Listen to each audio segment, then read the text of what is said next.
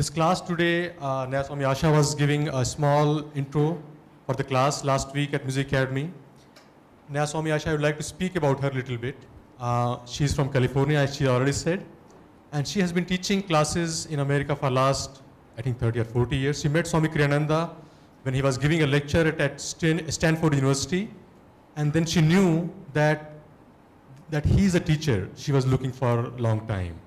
And she immediately joined Swamiji for establishing Ananda communities in America.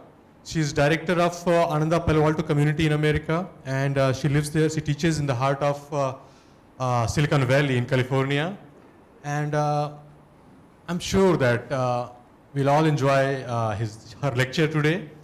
And I've heard her speaking, not personally in India, but on the TV, on the computer, you can say. And she's a very profound lecturer, teacher. She has written books also, actually a couple of books. She has written a book about Swami Kriyananda. About 6 or 7 years back, she came to India to release it. And she is writing a current book. She's finished, I think. What was the name of that book? Miracles and Answered Prayers. Miracles and Answered Prayers. So that's another book which is coming out very, very soon. So that's all about Nayaswami Asha. I'm going to assist her in the class today. I would like to also tell you the schedule of the class, what is going to happen. Don't worry for the lunch, don't worry for the tea, it's all taken care of. Don't worry for the writing, that you have to write everything we are going to teach. The book will be given to you. And so first thing, we'll start in the beginning with about the philosophies of meditation, little bit of practice also. We'll take a break at around 11 o'clock, 11:10 like that. A tea break, a very simple short break, 10 minutes tea break. We'll come back, the tea is outside, we'll come back at around 10 minutes after that. And we'll go for the next part of the class. We'll take a lunch break at 1 o'clock. A simple light lunch, South Indian meal will be served outside. And after that, we'll come back. We'll show you some slide shows, our ashram about Pune. And after that, we'll go for the next part of the classes. We'll end around 3:30. And we'll give you the course material that time. So don't need to worry about writing or anything else. Just simply relax. Switch off your phone. The washroom is there in the behind. For the ladies, for the men, you have to go a little bit out, sacrifice a little bit, go a little bit out and use the other washroom there. So that is it. And I'd like all of you to stand now. We're going to do a simple exercise, very, very simple exercises.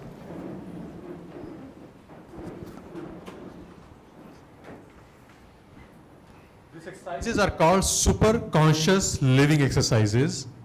These exercises were given by Swami Kriyananda. Very simple exercises. We'll do some physical motions along with affirmations. When I will say that, you will do with me and affirm. We have to speak it and affirm it.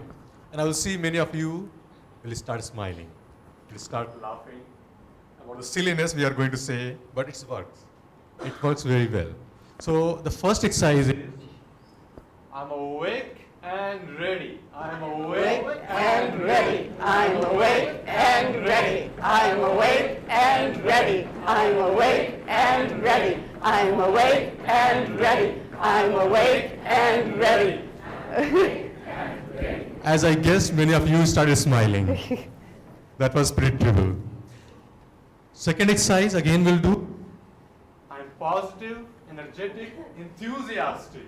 I'm positive, energetic, enthusiastic. I'm positive, energetic, enthusiastic. I'm positive, energetic, enthusiastic. Next exercise, I'm master of my body. I'm master of myself. So use the knuckles to wrap all over the body. I'm master of my body. I am master of myself. I am master of my body. I am master of myself. I am master of my body. I am master of myself. Now use the palms to rub all over the body part, especially the upper body part, and say the affirmation, awake, rejoice my body cells. Awake, rejoice my body cells. Awake, Rejoice my body cells. Awake, rejoice my body cells. Do with the both hands, because I'm using the mic, I can do it with one hand. So do with both hands. The next exercise is, be glad my brain, be wise and strong. So you wrap all the brain skull here with the knuckles. Be glad my brain, be wise and strong. Be glad my brain, Be wise and let's affirm together all. Be glad my brain, be wise and strong. Be glad, my brain, be wise and strong. The last exercise in the series is awake, my sleeping saints, awake. So we rub the skull with all the fingers here and we affirm that. Awake, my sleeping saints, awake. Awake, my sleeping saint, awake. Awake, my sleeping saint, awake. Awake, my sleeping saint, awake. Awake, my sleeping saint, awake. Okay, now we can take the seat. Please sit down.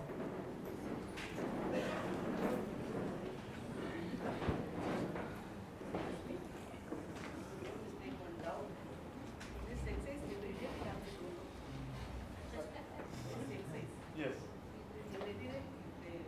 It will be provided in a sheet, a different sheet, in a separate sheet. It will be provided to you.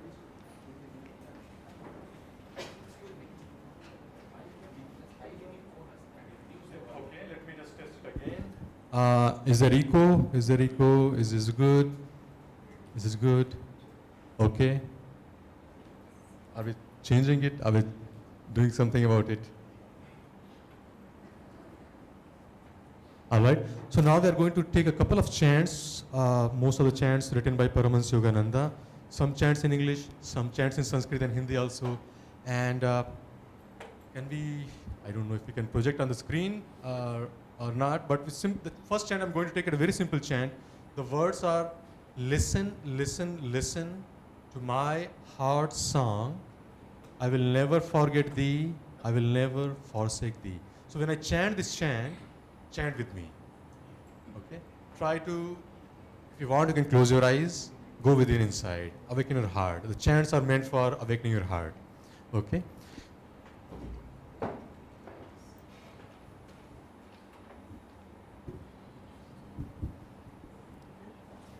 This one.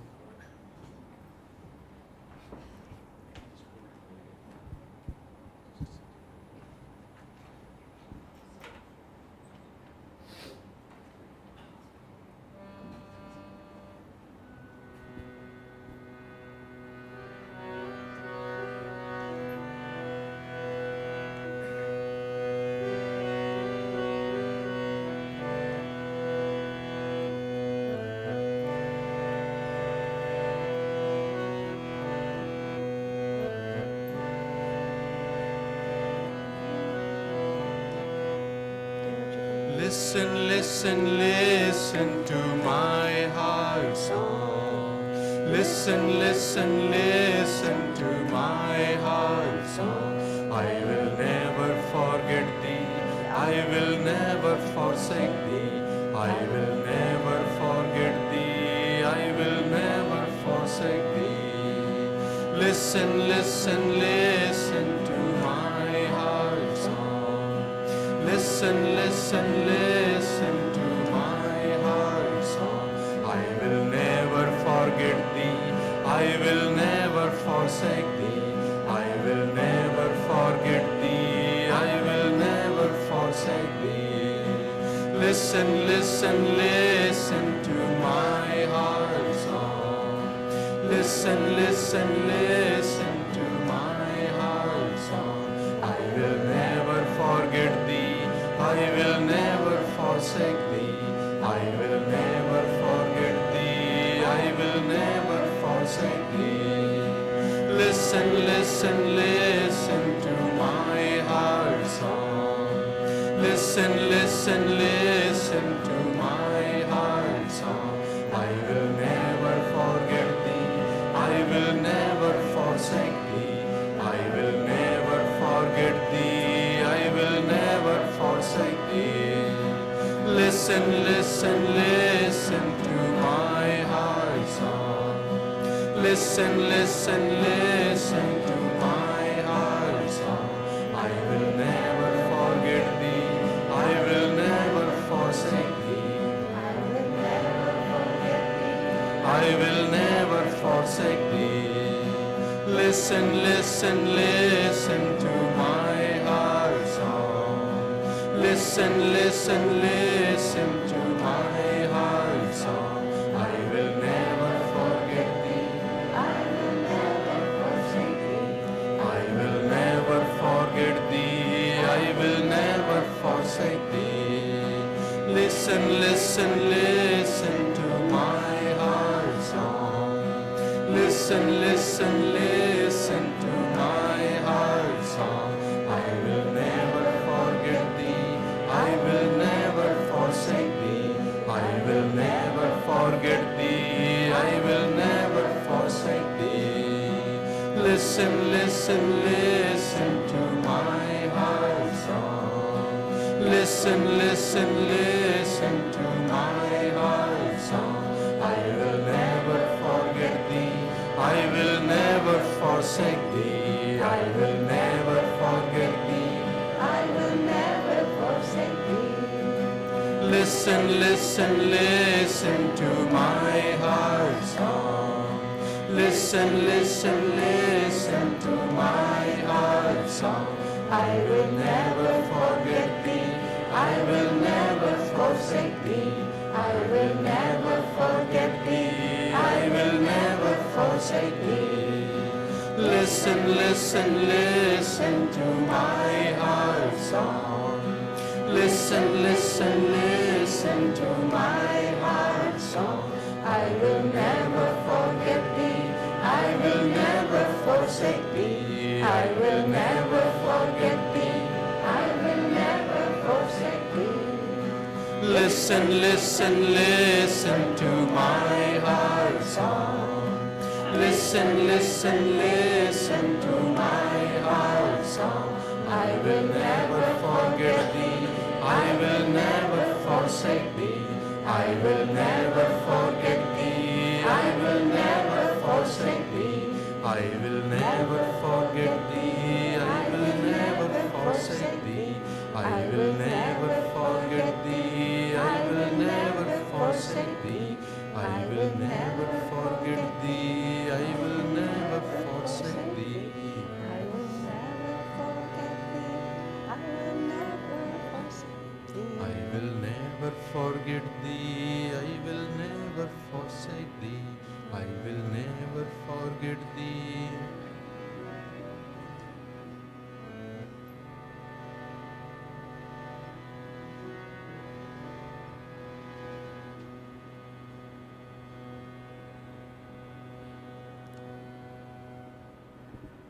This next chant is in Sanskrit. Shri Ram, Jai Ram, Jai Jai Ram, Om. Shri Ram, Jai Ram, Jai Jai Ram, Om.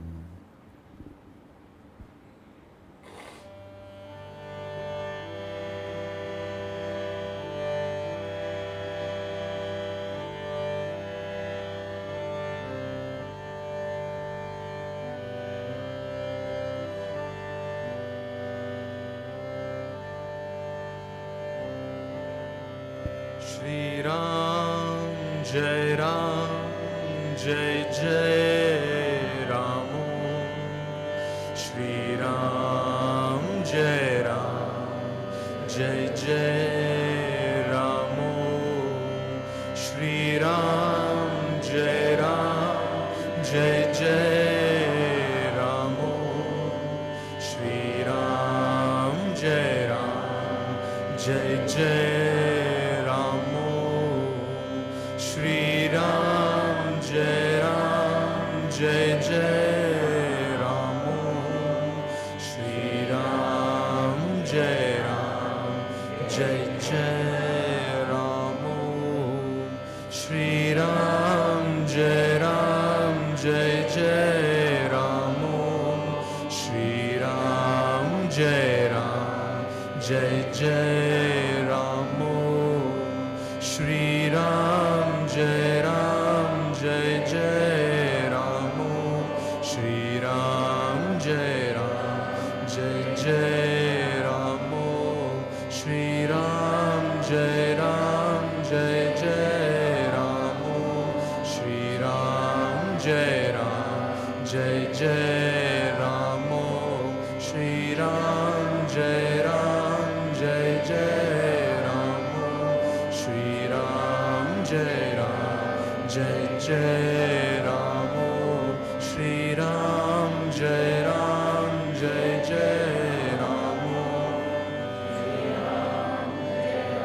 Jai Jai Ram. Shri Ram, Jai Ram, Jai Jai Ram. Shri Ram, Jai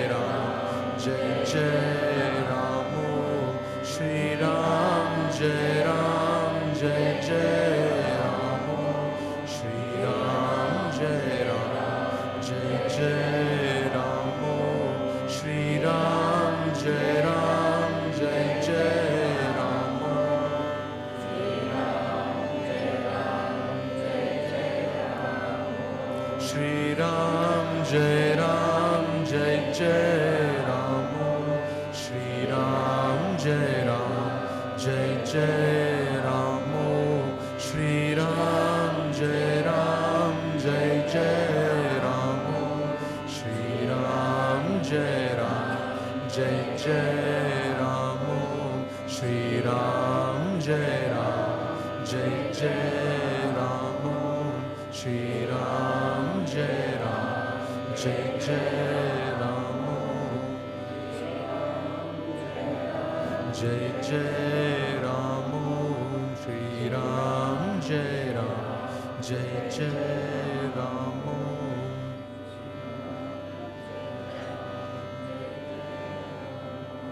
Shri Ram, Jai Ram, Jai Jai Ram.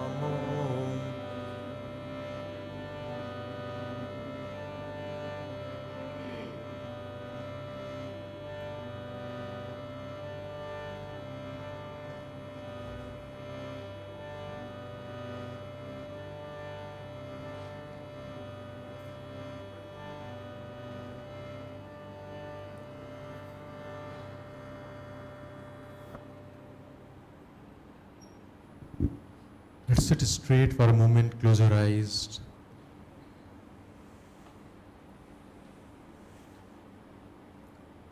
Try to feel your breath. Anywhere you can feel it.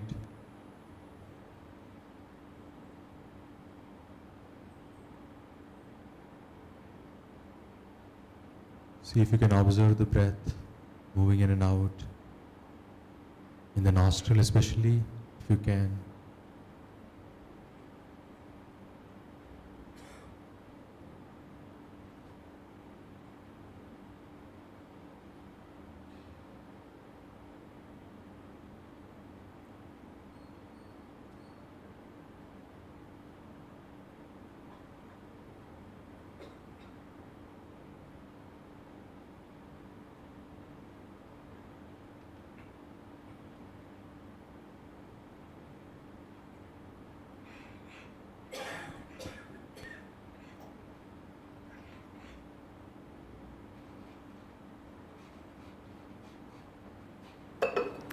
Okay, everyone. Now we'll begin with the formal teaching about how to meditate. First, in this time before we take our tea break, something after 11, I will give you the philosophical basis of what meditation is and a little bit of an understanding of what Kriya Yoga is, and then the first steps toward Kriya Yoga. You actually started in Kriya Yoga when you said, I'm awake and ready, I'm positive, energetic, enthusiastic. It may not have fit your idea of what Kriya Yoga is, but it really is a first step. Everything you're going to be learning from now, from when you came in until the end, is all the foundations. Just like by the time somebody goes to a big American university and gets a doctorate degree, every single thing that he learned up to that point is part of it. So Kriya is a specific initiation that you may qualify for it takes between 6 months and a year, but you qualify for it and you're able to do it because of everything that you learn right from the beginning. It's like there's really like 4 legs to a table, of which the Kriya proper initiation is one. The word meditation is used a lot, and people have ideas in their mind of what meditation is. But sometimes it helps if we become very clear in very specific ways about exactly what we're doing. Very often, confusion or lack of success is really because we are confused on a very basic level. So let's start on a very basic level with what it is that we're doing when we meditate. All of the scriptures tell us, even our own intuition tells us, that this world, there's more going on in this world than is obvious. I remember being a little girl, and I had this feeling from a very young age.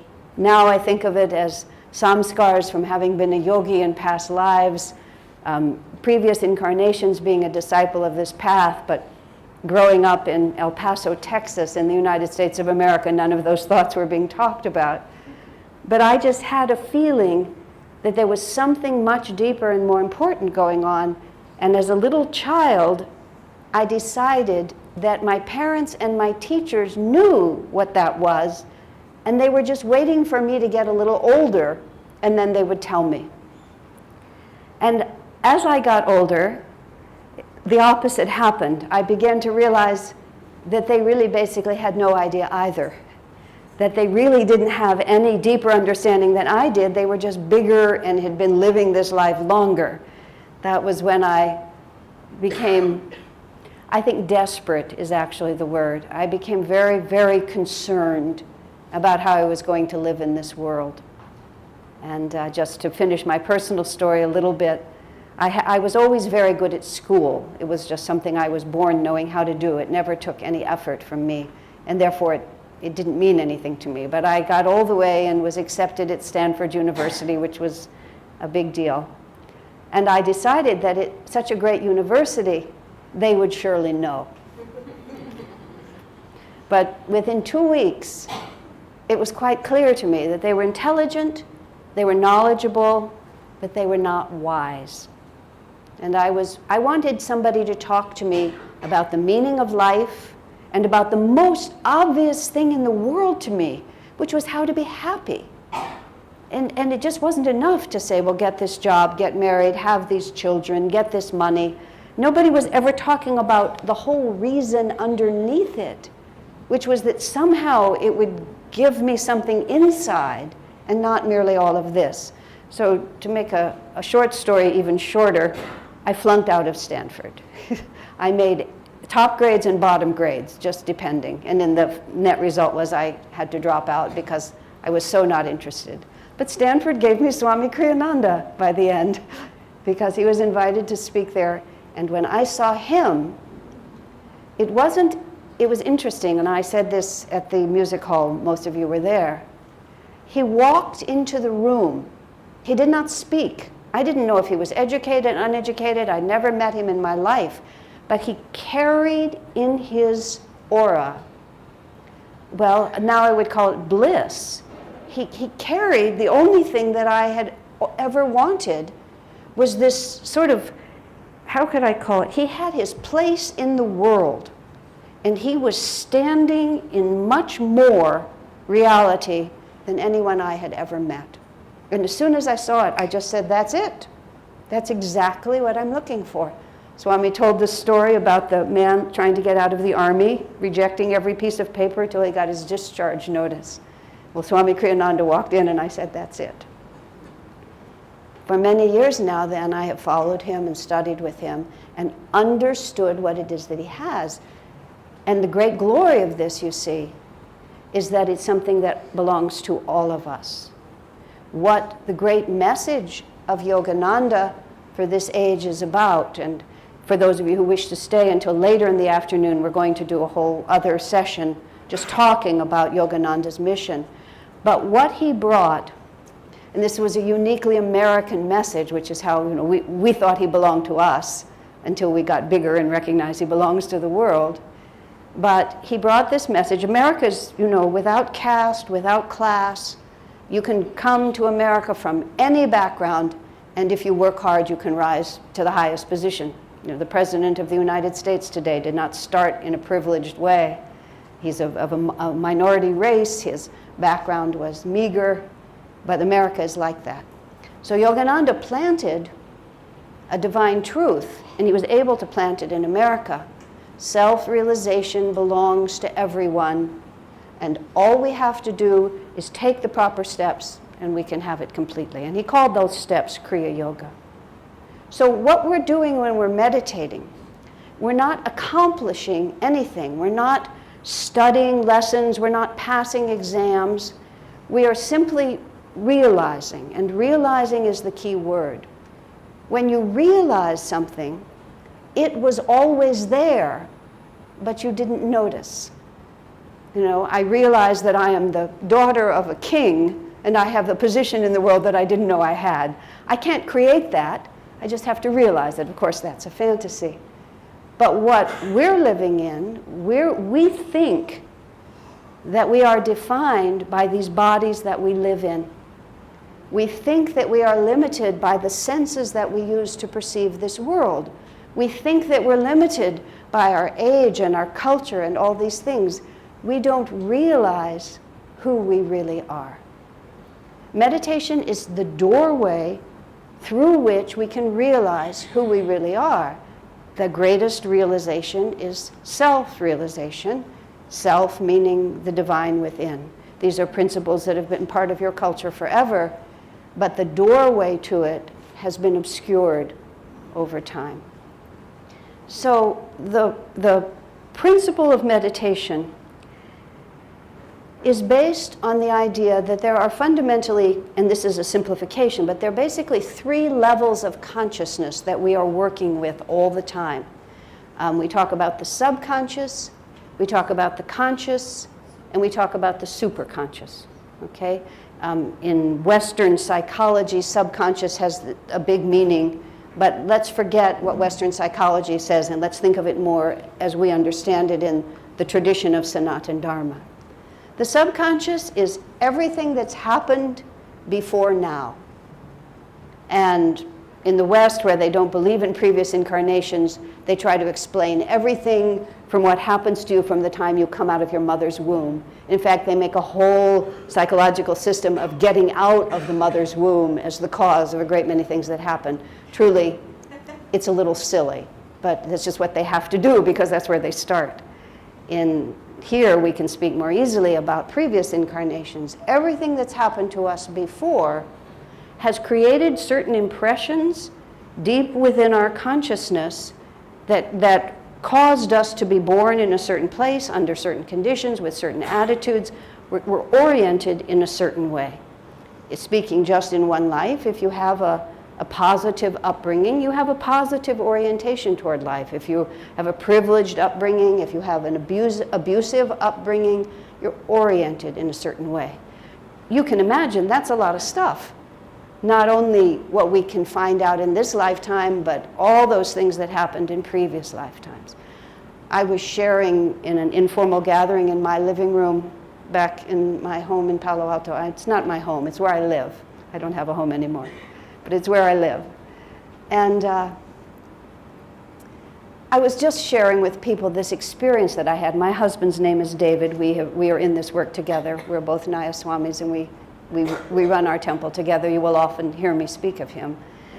He and I have traveled a great deal through the world, and there was a period of time in my life when I became very nervous in the airport if he would walk away from me.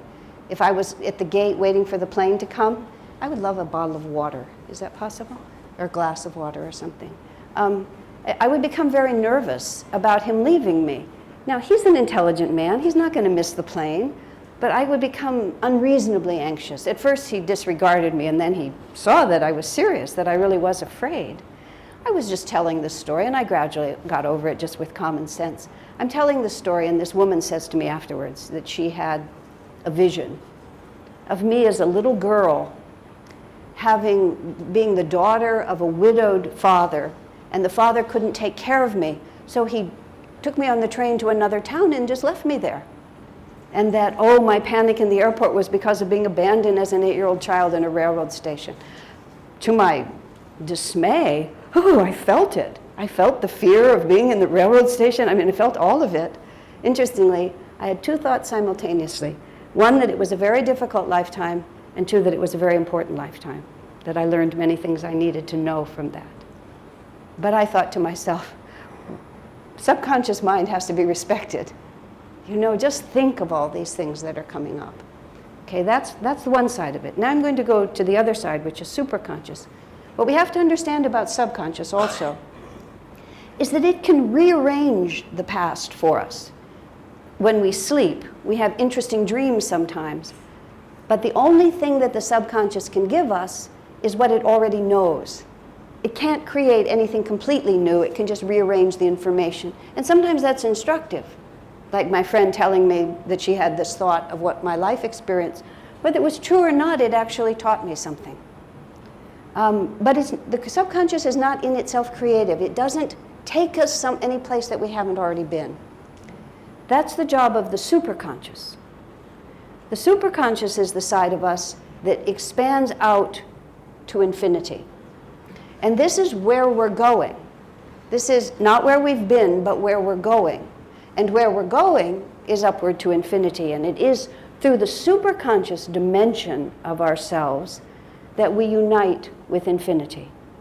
And it is from the superconscious that true inspiration comes, true artistic excellence, true intuition. This woman, Priya, told us earlier that she was stopped on the street by someone who felt they had a divine message for her, and that's brought her here, so let's assume that it was a true message. And if that woman who spoke to her was truly inspired, then information was given to her from her connection with the infinite that she didn't already have. And so then she offered it out like this. I'm sure all of you have had experiences where you just know something and you have no reason to know it, but you just know it. And when you learn after a while, when you know in that certain way, there is no possibility of it not coming true. It's just, I was involved once in this terribly complicated and controversial project. Was initiating something that nobody else wanted me to do. And I was talking to Swami Kriyananda, and I said, but sir, it came to me in that particular way. And he said, oh yes, then of course do it. You know, just like yes. Because when it's truly superconscious, now it's tricky, just to be fair, because subconscious can sometimes masquerade. Subconscious can sometimes speak really powerfully to you because it's the accumulation of everything you're familiar with. So that's a whole nother conversation that we'll have some other time, how to tell the difference. But everything that is expansive for us, that's going to take us where we're trying to go, not merely in this incarnation, but in all our incarnations, is that draw into superconsciousness. Now, the conscious mind, which we're used to, let me say one more thing about this. One of the characteristics of subconsciousness is that it's completely individual. It's most strongly manifested by sleep. If you're asleep, you can be lying right in the same room with someone else, and you can make up fantastic experiences. You can travel to foreign countries, you can see great souls, you can see your relatives who are dead or whatever it might be, but you're the only one who knows it. You wake up and you speak to this person sleeping in the room with you, and they don't have any experience of it. Now, even when we're awake, sometimes we're living a little more. We're living a little more in subconsciousness, which is the world that we live in is still a world of our own making. And that's what happens when people will say to you, you're angry, I know you're angry at me. And you say, I'm not angry at you. Yes, you are. Yes, you are. You know, you looked at me in a certain way. I didn't. Yes, you did. Yes, you did. That's subconscious when the world that you think is there is just your world. There's no connection. Now, the conscious mind, when you're in consciousness, as we are all here more or less at the moment, there's a greater shared reality. You know, if we all walked out of this room and you were asked, you would know approximately where you were sitting. You would know there was an American woman. Those of you who notice would notice I'm dressed in blue. Those of you who are more observant would know that I have curly hair. You know, some of the people you would say she had curly hair, and others would say, did she? You know, because we notice certain things, we don't notice others. If you compared notes even on what I've said, you would all remember different things. But still, it's much more than the subconscious. We share a reality. But we can't quite unify our consciousness on this level, can we? That's why people hug each other really tight, because they're trying hard to unify consciousness when you can't quite on the level of the conscious mind. When we move out of the conscious into the superconscious, that's where all realities begin to merge. If you think of it like the fingers of a hand, when we live at the tips, we all appear to be different, both from each other and from everything around us. But if we go deeper into the reality, we discover that the origin point of all of these seeming differences is the same. So this is the superconscious. This is the source of where we all come from, even though we tend to identify more with the separation, we don't realize what the truth of it is, you see?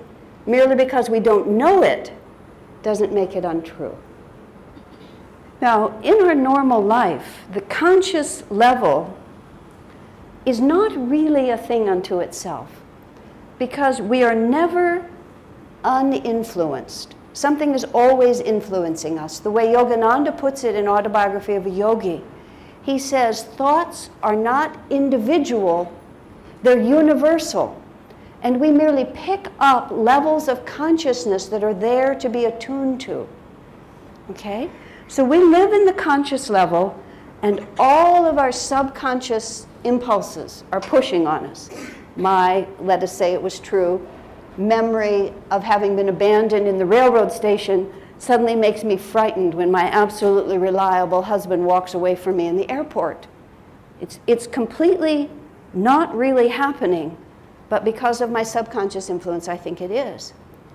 So now, and the way I solved it, was I went, here's the superconscious influence. The superconscious influence is wise, secure, creative, attuned to the divine, surrendered to truth as it is. The superconscious mind knows that all the stories have a happy ending. That's how I put it. That all the stories have a happy ending. That's what superconscious knows. In the end, no matter how tortured the course of the river goes into the ocean in the end. And no matter how tortured the course of the river, it was always heading for the ocean. That's what superconscious knows. Because conscious mind is the battleground between the subconscious influence and the superconscious pull. We're being pulled upward towards superconscious. We're being pulled downward into all of our old habits. And it is literally, the conscious mind is the battlefield of Kurukshetra. The whole Mahabharata, the whole Bhagavad Gita takes place on that battlefield, and that's the conscious mind, Krishna pulling on this side, the darker, the more contractive forces. And this is the way to think of it in the best way. To go where we've already been is to be contracted. To say, this is as big as I'm going to get, I'm never going to get any bigger. I was speaking, I don't want to single out the same woman over and over again, but we had a good conversation, so I won't say her name this time. That which is unfamiliar sometimes appears frightening to us. So we cling to what we already know. By the very definition, that's contractive, isn't it? I already know this is what I am, this is all I'm going to accomplish, this is who I want to be. Superconscious says, you're infinite. You have nothing to fear. So expansive versus contractive, the conscious mind is the battlefield. Now, that conversation can and will go in lots of directions. It relates to relationships, to financial prosperity, to getting along with other people, to success in your work, to art. But now let's talk about it in terms of meditation. What meditation teaches us is how to break the bond of the subconscious force and open the doorway to the superconscious force. And the keys to doing that, fortunately, are right within us. And that's the essence of Kriya Yoga. What makes Kriya Yoga so powerful is simple reasons that I won't go into detail, but I'll just refer to.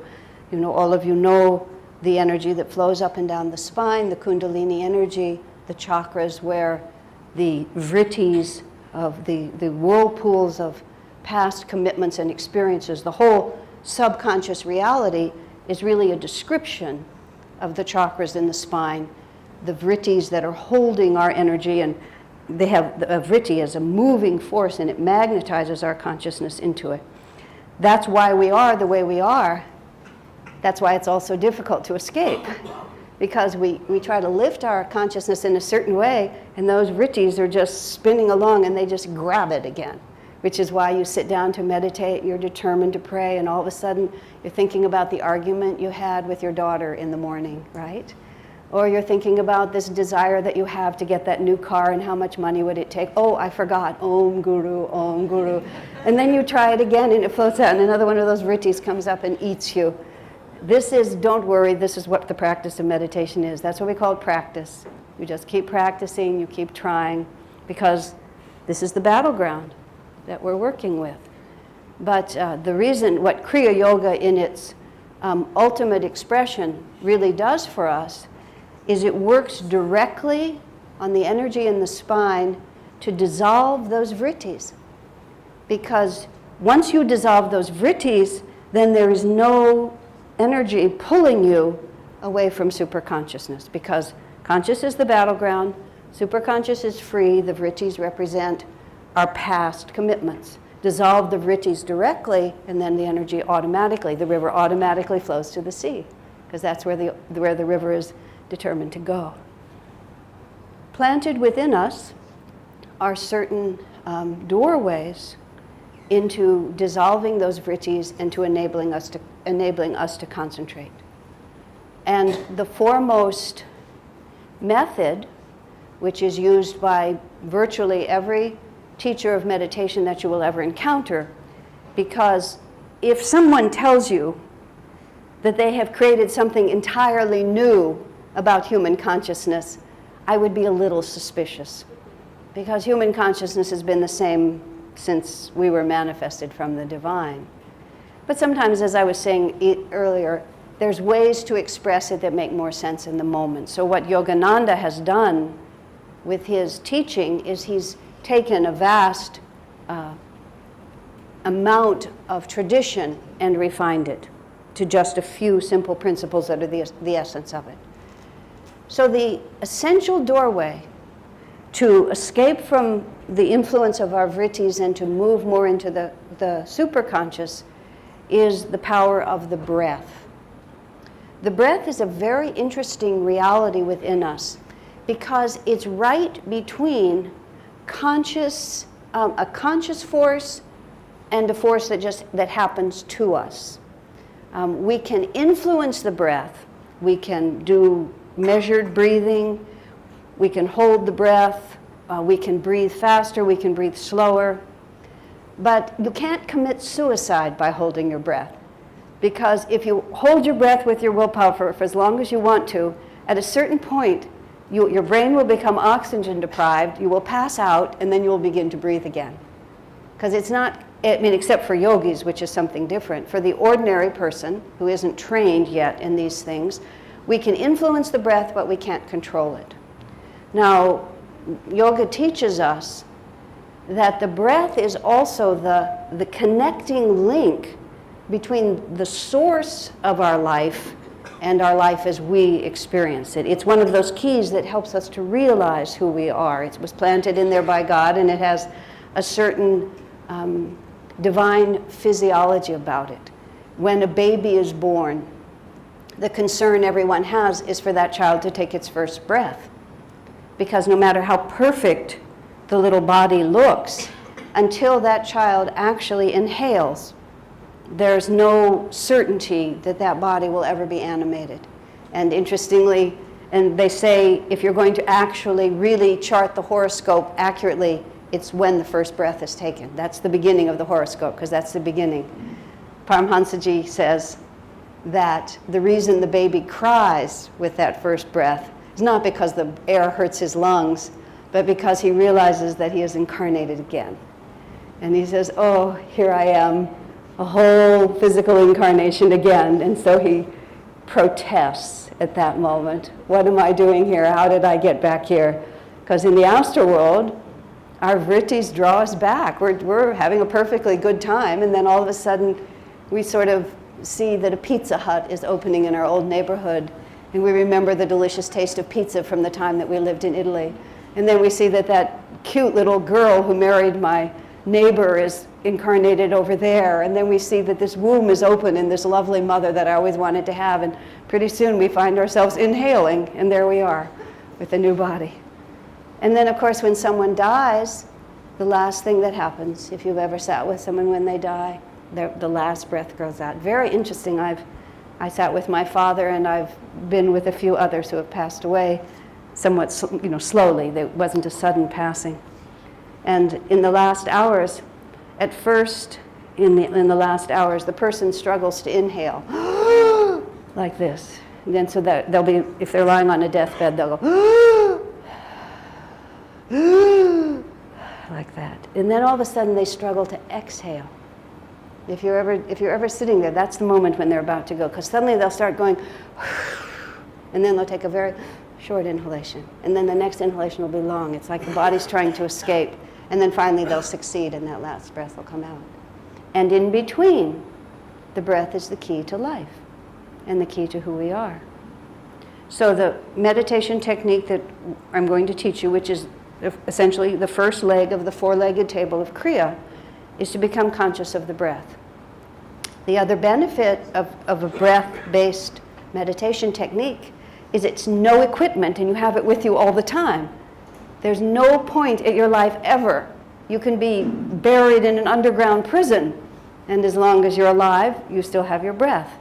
It's another way of saying that the divine is always with us, but we simply don't realize it. And so the breath is you might say it's this thread. There's a Greek myth about a hero who had to go into a labyrinth and slay a monster in the middle of the labyrinth. And others would go in, but they got lost and they couldn't come out again. So the story is that the woman who loved him held a spool of thread, and he tied that thread around his wrist, and he went all the way in and he slayed the minotaur, the monster, but then he was able to follow that thread out again. Now that, to me, is a perfect picture of our life experience. Somehow, the Infinite Lord, who truly loves us, tossed us out here, and we've just wandered around doing all these things that seemed like such a good idea at the time, but now we'd like to find our way back. And God is holding that thread, and that thread is the breath. So what we do when we meditate, and I'll be more specific in just a moment, it is nothing more, it sounds like nothing much, but it is nothing more than simply observing the breath. Now, all of meditation can be defined by the simple phrase, increasing awareness. Increasing awareness. In fact, all of life can be defined by increasing awareness. Even from babyhood, all of education, baby doesn't know, it can't find its mouth with the spoon. When the baby first starts feeding himself, well, I guess you all don't use spoons, but he picks it up with his own hands like this, but he still can't find his mouth, can he? He goes like this, he hits his head, he puts the food in his ear, he throws the food over his head, because he doesn't even know where his mouth is. But he does it enough times, pretty soon he finds his mouth. He becomes aware of where his mouth is. He becomes aware of language. He becomes aware of reading. Well, at what point does that awareness stop? We consider ourselves grown up, but are we fully aware? So we're breathing all the time. And one of the signs of our lack of awareness is we don't even know it, do we? So the first part of observing the breath is simply an increase of awareness, because the breath is only one of many things that we're not aware of right now. If Krishna or Jesus Christ or Paramahansa Yogananda walked into this room right now, he would be aware of things that we're not aware of, that are presently in this room, but our conscious mind is too trapped by our subconscious to perceive the superconscious. So what we do when we're meditating is we are training our awareness of subtle realities. We're bringing our consciousness away from all that we're used to experiencing, because we're totally driven by our senses and our thoughts, aren't we? Just what we see, what we feel, what we taste, what the body is doing, what we want, and it just clouds us completely. We just don't know. And I'm sure all of you have had moments when, for one reason or another, all of that stops, and suddenly we're aware of something that we weren't aware of before. Love in our hearts, the presence of God, an expanded relationship.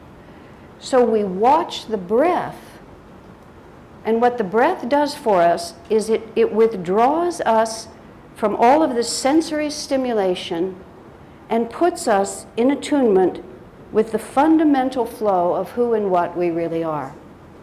Because all of life reduces itself to inhalation and exhalation.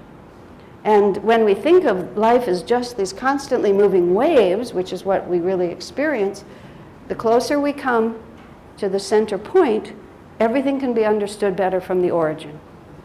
So we quiet our minds, we quiet our relationship to life by simply observing the breath.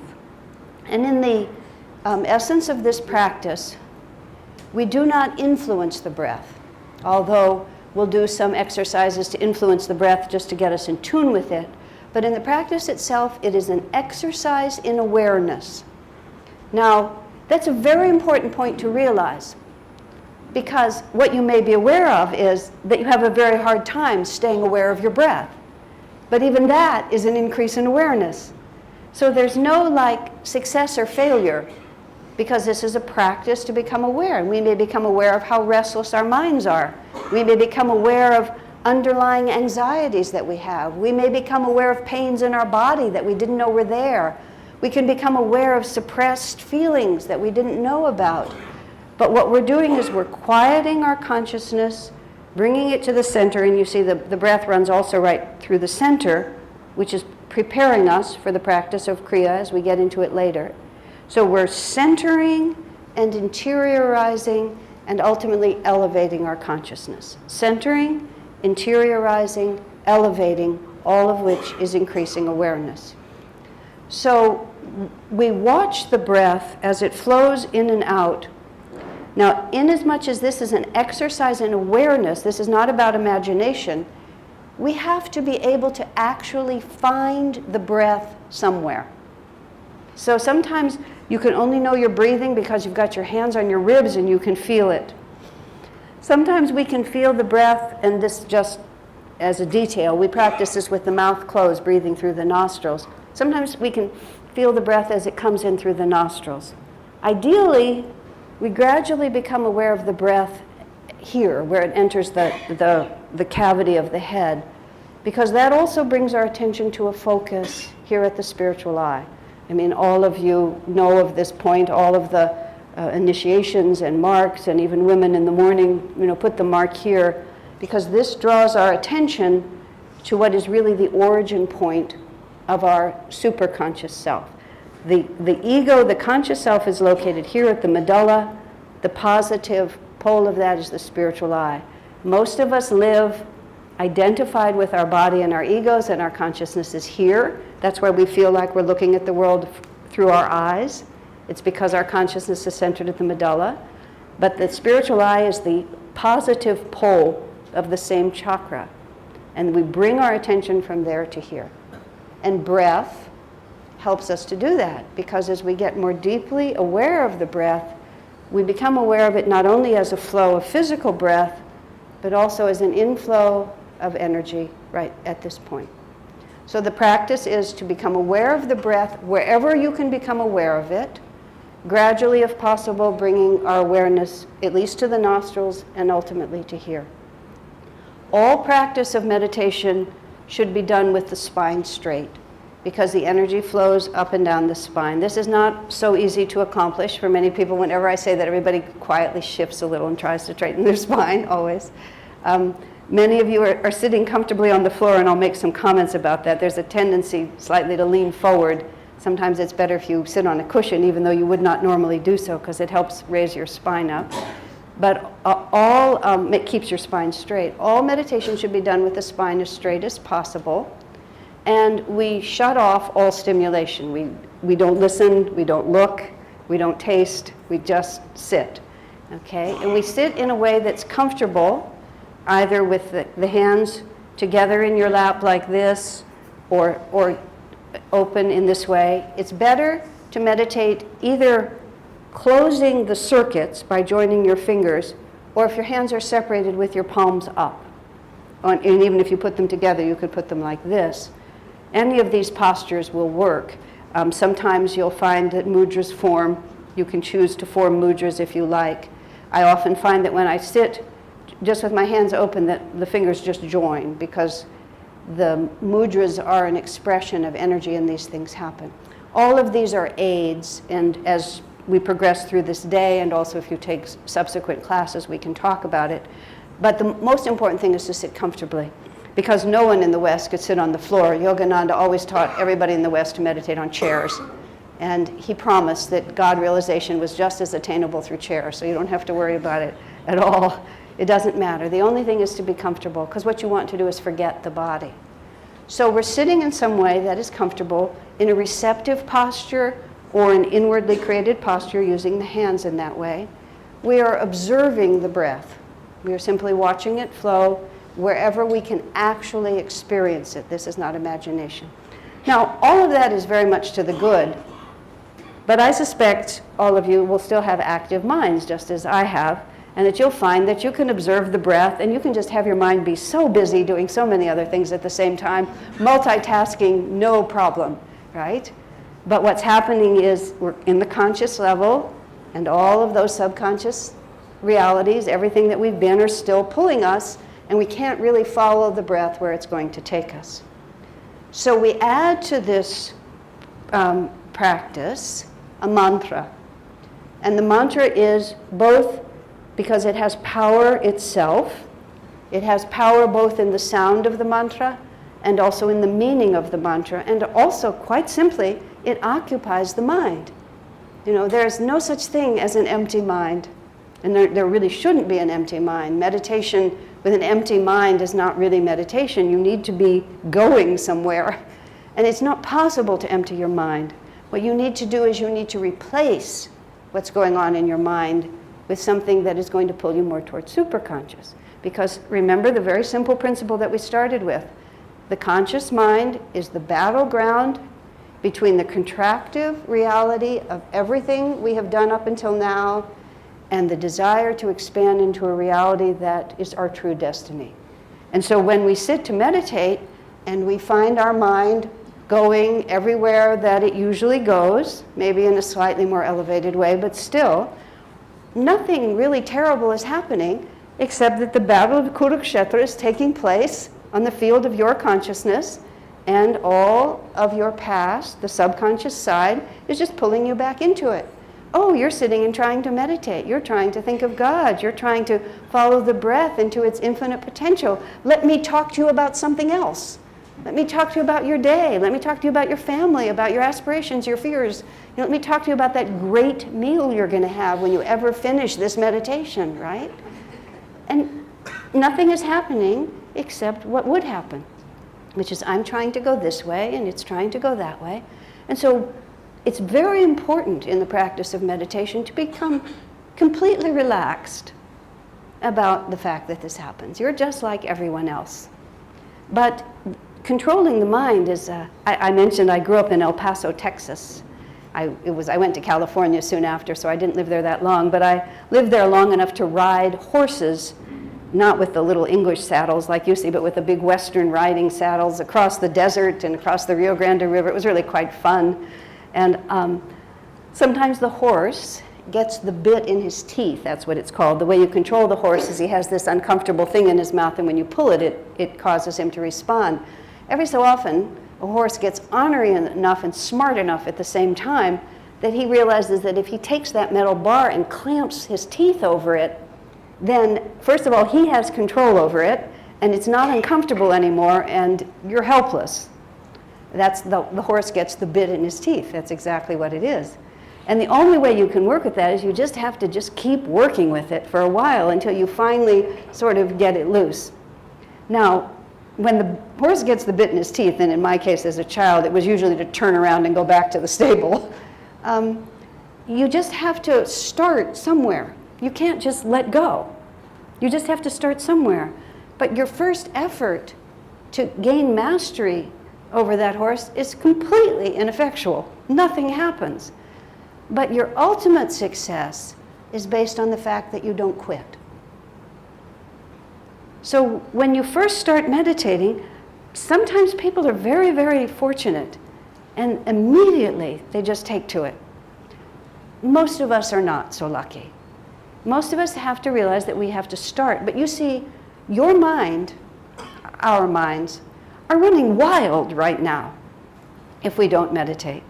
So even if we don't meditate well, at least we're beginning to pull it into a focus. And if we just persevere, if we just don't quit, you know, slowly by slowly, results will come to us. And there's something else that's a factor, which is even when you begin to try, you have turned your attention away from the past, away from your present reality, toward your ultimate reality, and the river of grace begins to help you.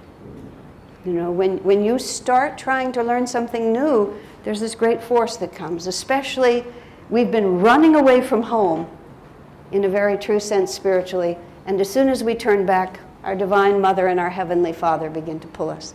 So we're not all on our own with this. So added to the observation of the breath, we have a very simple mantra. The mantra is a bij mantra. It's words, you know, compressed to their essence, and it's a familiar mantra here. Many of you have heard it. Hong Sau. Hong Sau. You can just say it out loud with me. Hong Sau. You can feel the ong sound in there. There's power in mantras. I don't have to explain that to you. And that is also a compression of the phrase that means I am the infinite. I am the infinite. I am He. I am the infinite self. There's many ways to translate it. So what we're saying is, and the tradition is, and it's a beautiful tradition, that this is the actual sound of the breath. This is the vibratory sound of the breath. Hong Sau. Now, in a funny way, when people snore, they go, right? It's the Hong snore technique, we call that one. Which occasionally when you sit to meditate, you end up accidentally practicing the Hong snore technique, but it's not the one you want. But it's interesting to me because the sound is there.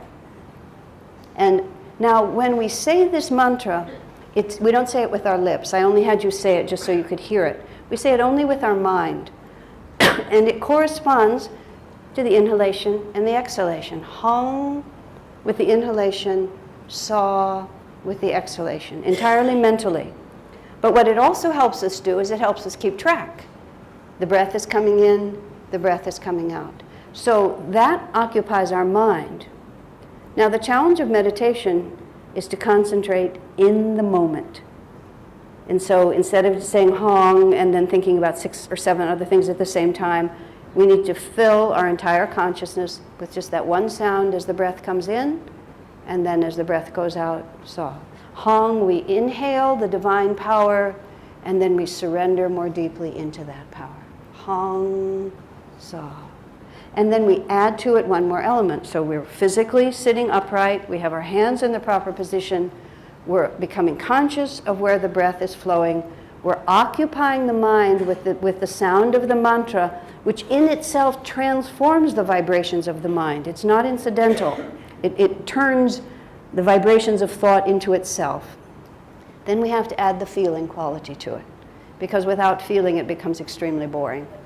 So this is where, even though we're not really thinking about the meaning of the mantra, we want to feel the meaning of the mantra. Hong, as the breath comes, where does our life force come from? You know, we're just living this life. Do we ever think about who gave it to us? Do we ever think in gratitude of where it comes from? Do we ever pay attention to what a gift this life is? Its potential for bliss, for perfect freedom? So as we take the Hong mantra in, as we inhale, this is a great gift of life that's being given to us by the infinite. And then when we say Sau, we surrender into the happiness of that. I'm sure all of us have had the pleasure of curling up on our mother's lap as a small child. There's just that coming into that comfort and then that complete relaxation when she's there for you. And this is why we speak of Heavenly Father and Divine Mother. Bring the heart into it. Hong is the great gift of life and the great divine comforter of the mother. Sau is just the complete relaxed acceptance of that. Okay. In essence, that is the practice. And because of our timings today, you all get to have a cup of tea before you try it, which is not perfect timing, but let's do this anyway. So we're going to take a 10-minute break. Just stretch your legs, get yourselves comfortable, reflect a little on what we did, and then we'll come back and we'll meditate together. Okay?